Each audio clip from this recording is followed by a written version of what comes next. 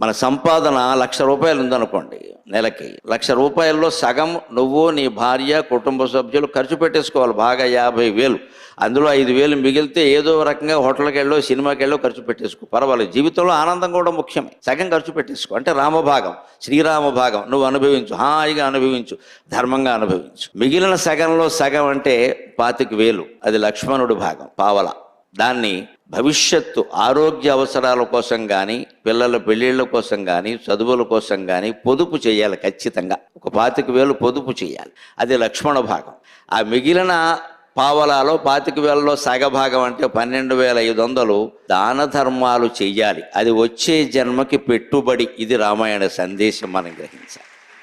దాన ధర్మాలంటే చాలామంది ఏదో త్యాగం చేశామని మనకేదో కీర్తి వస్తుందని, అందుకోసం కాదు చెప్పింది. దాన ధర్మాలంటే వచ్చే జన్మకి పెట్టుబడి. ఎన్ని జన్మలు ఎత్తామో ఇంకెన్ని జన్మలు ఎత్తుతామో ఎవరైనా